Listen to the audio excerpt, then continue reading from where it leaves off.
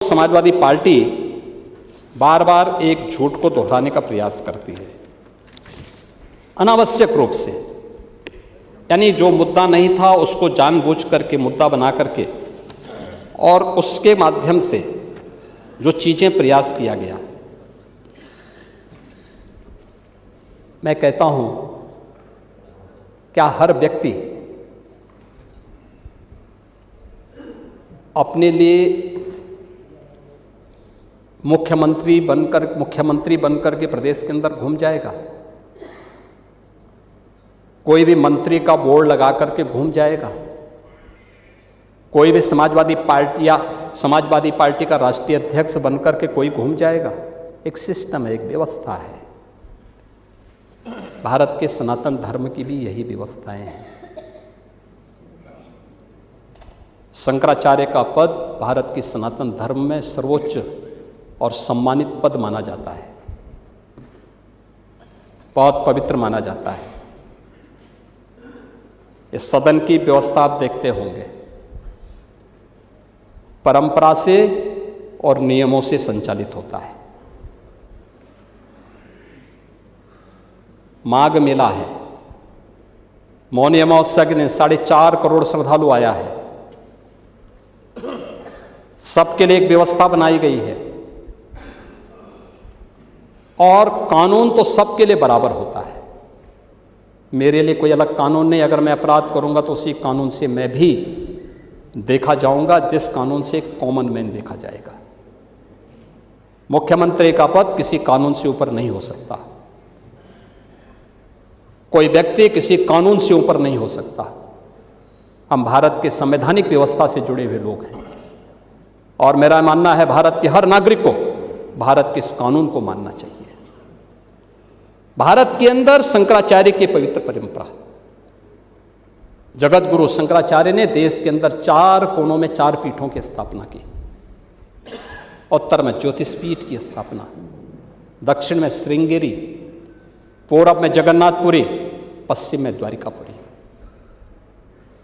4 पीठों के 4 वेद हैं, ऋग्वेद, यजुर्वेद, सामवेद और अथर्ववेद। इन सब के अपने मंत्र हैं।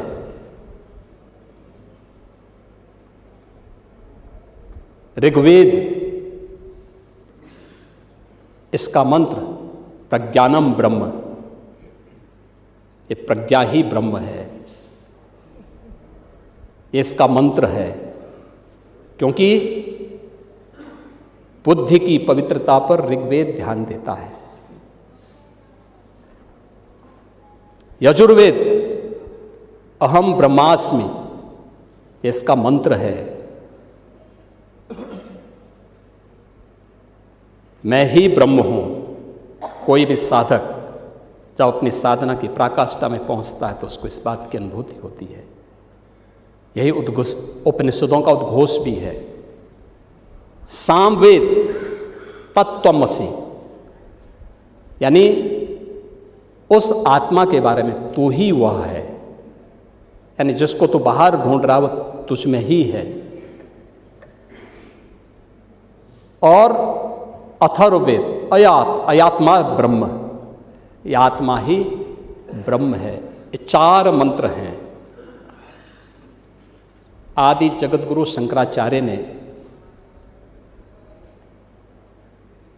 अनिवार्य किया है,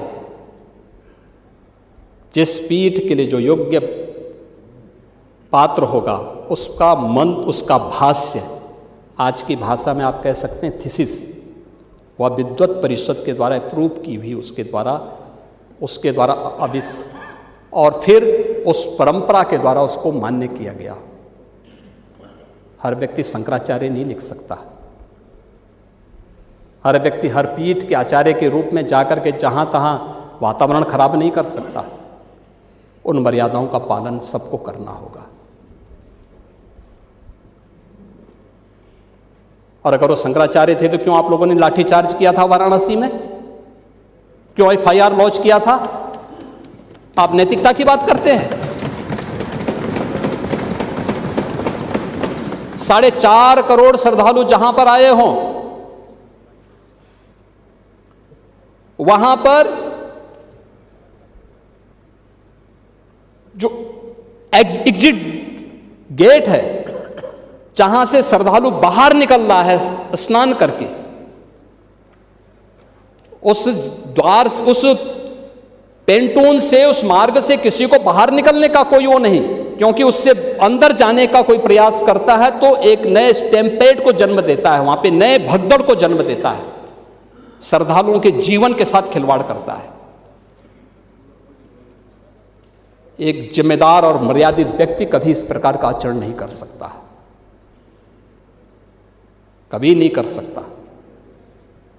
आपको पूछना है, सपा के लोग पूछें, लेकिन हम लोग मर्यादित लोग हैं, कानून का शासन पर विश्वास करते हैं, कानून का शासन पालन करना भी जानते हैं, पालन करवाना भी जानते हैं, दोनों चीजों को एक साथ लागू करवाना जानते हैं। लेकिन इसके नाम पे गुमराह करना बंद करिए आप।